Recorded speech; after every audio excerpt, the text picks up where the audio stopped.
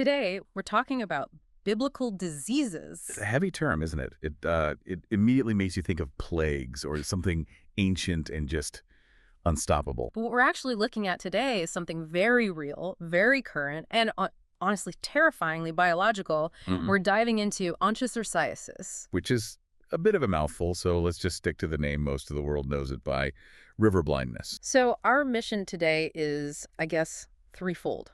First, we need to get under your skin, literally, and understand the biology of this parasite. Because when you read about how this thing operates, well, let's just say you might not sleep so well tonight. Consider yourself warned. Second, we have to talk about that miracle drug. And I guarantee every single person listening knows its name. And finally, we have to look at this fragile economic web that holds the whole cure in place and what happens when you take a pair of massive geopolitical scissors to it. It's a story about a worm, yes, but really it's a story about what we value and how we finish what we start. Let's start with the worm then. The setting here is so important. The sources paint this picture of central Cameroon. Yeah. It's all lush, green districts, fast-flowing rivers. It sounds absolutely idyllic. It is beautiful. I've seen pictures of these regions. They're stunning. But that landscape is the trap. Those fast-flowing rivers, the rapids, the white water, that's the breeding ground for the vector. The black fly. The black fly, exactly. And this isn't your average housefly, buzzing around your picnic. The notes had some local terminology that really stuck with me. In western Uganda, they call it the embwa fly. Which translates to dog fly. Because it bites like a dog. It does. It doesn't just prick you like a mosquito. It actually rips the skin. And that gives you a visceral sense of what daily life is like for people there. You're not just getting a little bump. You're a farmer, you're fetching water, and you are being aggressively bitten over and over again. And the bite is just the delivery system. Right. When that fly bites, it passes these larval worms into you, into the human host. And this is where the timeline gets shocking. I mean, most people think of an infection as something that lasts a week, maybe a month. Yeah. These adult worms, they live beneath your skin for 15 years. 15 years. You could have a child, raise them all the way to high school, and the same worm is still living inside you. Still there. And it's not just sitting there. The adults form these nodules, sort of like bumps under the skin, and they act as factories. They just produce millions of immature worms, called microfilaria, that migrate through your body tissue. And that migration is the key, isn't it? Reading the reports, it seems like the damage isn't from the worm living, but from the worm dying. That is the crucial distinction. When those millions of immature worms die inside your skin, it triggers a massive immune response. The body just goes to war with itself. The sources describe it as intense itching, but that feels like a huge understatement. The notes called it insomnia-inducing. It's an itch so deep and so severe, it can make people unable to work or sleep for days. I mean, it destroys your quality of life. It's psychological torture as much as it is physical. And over time, the skin changes. You mentioned biblical earlier. This is where you see it. Lizard skin and leopard skin. Yes. Lizard skin is this rough, thickened, aged texture the skin takes on. Leopard skin is depigmentation, these spotted white patches usually on the shins. And in the worst cases, the skin loses all its elasticity, leading to what's called hanging groins. But the name river blindness, that happens when they migrate further up. Exactly. When those larvae reach your eyes and die there, the inflammation scars the cornea. Yeah. It turns the clear window of your eye opaque. It causes permanent, irreversible blindness. There is a personal story in the research that just grounded all of this for me. You hear the stats, but then you read about Francois Ewolo from a town called Essong. That was a heartbreaking account. Francois is a farmer. He drives trucks. He says, "I'm always bitten." He knows he's vulnerable. But his motivation, it's not just himself. It's his mother. She lost her sight to this disease. She did. She spent the last 16 years of her life completely blind. Francois talked about how she had to be led around by the hand by her grandchildren just to get from one room to another. He said there was nothing to help her. We don't want to go back to that time. And that cuts right to the core of why this is classified as a neglected tropical disease, an NTD. It rarely kills you directly. You don't usually die from river blindness. No, you die with it. But as Moses Katabarwa from the Carter Center put it, it causes a miserable life. It destroys economies. If you can't see, you can't farm. If you can't farm, you can't eat. It traps whole communities in this cycle of poverty. Which just makes the existence of a cure even more poignant. This isn't a situation where we're helpless. Which brings us to section 2, the miracle drug. Ivermectin. Okay, stop right there. I can almost physically feel our listeners perking up. Ivermectin. the Uh, COVID drug. we have to address the elephant in the room. We do. During the pandemic, ivermectin became like the main character of 2020 and 2021. We had podcasters like Joe Rogan saying he took it. We had these intense political debates, people buying horse paste. It was wild. It was a chaotic time for science communication, to put it Yes. mildly. And just to be clear about that context, Yeah. some early lab research suggested it might have a role against viruses. Yeah. But as we know, the broader scientific consensus, from major health bodies settled on skepticism for its use in treating COVID-19. And this is a mess, but if we just strip away that cable news cycle and look at what we are talking about today, which is parasitic worms. There was no debate. None. Zero. In the world of neglected tropical diseases, ivermectin is the absolute gold standard. It won a Nobel Prize in 2015 for a reason. It is a miracle drug for parasites. So how does it work against our 15-year worm? It's incredibly effective at clearing out the microfilariae, those millions of baby worms we talked about. It paralyzes and kills them So it stops the itching and it prevents the blindness. immediately. It clears the skin in the eyes. It gives people their lives back. And here's a biological catch. It doesn't actually kill the adult worm. So the factory's still running? The factory's still running, but the drug temporarily shuts down production. It sort of sterilizes the female worms for a few months. So if you take the drug once a year, you keep that larva count near zero. You break the cycle. Because the fly can't pick up new worms from you to give to your neighbor. Exactly, but you have to keep taking it. For the entire life of the adult worm, 15 years. If you miss a year, the factory just turns back on, the larvae return, and the flies start spreading it all over again. And the best part of this drug, it's free. Since 1987, the pharmaceutical company Merck, it's known as MSD outside the US and Canada, they've donated it under the brand name Mectizin, billions of doses. It's the longest-running specific drug donation program in history. Okay, so let's connect the dots. We have a horrific biblical disease. We have a free drug that works perfectly if you take it every year. So why, in 2026, are we talking about a crisis in Cameroon?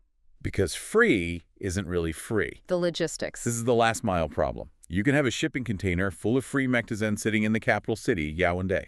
That doesn't help a farmer in a remote village in Essong. It might as well be on the moon. Because getting it there costs actual money. You need trucks that can handle rough terrain. You need diesel, which is expensive. But more importantly, you need people. You need to train community distributors. You need to pay them a small stipend so they can afford to take days off their own farm work to go door to door, measure people, give out the pills, and record all the data. And for a long, long time, the United States was the one writing the check for the gas and those stipends. USAID, the U.S. Agency for International Development, was the backbone of all of this. They funded a massive 20-year effort to wipe these diseases out. They covered those last-mile costs that the drug donation just couldn't cover. But then, 2025. Right. The administration at the time drastically scaled back foreign aid. The philosophy shifted to, well, America first, and that meant dismantling a lot of the assistance specifically for these neglected tropical diseases. The logic being, I assume, why are we paying for healthcare in Cameroon when we have problems at home? Exactly. That was the political argument. But the result on the ground was immediate, and it was devastating.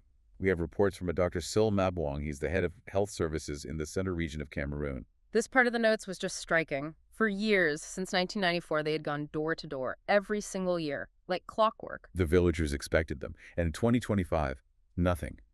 Silence. No distribution. He had to tell villagers, you didn't come. He said, we explained to them there has been a cut at the national level.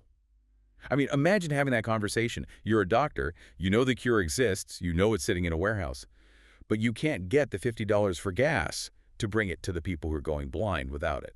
And because of the biology we just talked about, missing 1 year isn't like skipping a vitamin. It's not a minor setback. No, because the adult worm is still there. Yeah. If you stop the distribution before that parasite is completely gone, before that 15-year clock runs out, it comes roaring back. As Dr. Mabwang said, we will have to restart at zero. That is just devastating. Decades of progress potentially just wiped out. It's like running a marathon and getting to mile 26, stopping for water and being told to go back to the starting line. That's a perfect analogy. And there's another layer to this cut that's less obvious, but in a way even more dangerous.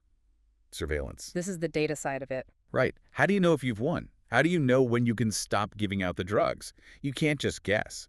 You have to do skin snips, taking small biopsies, or blood tests to see if the disease is still transmitting in the population. And surveys like that are expensive. Very expensive.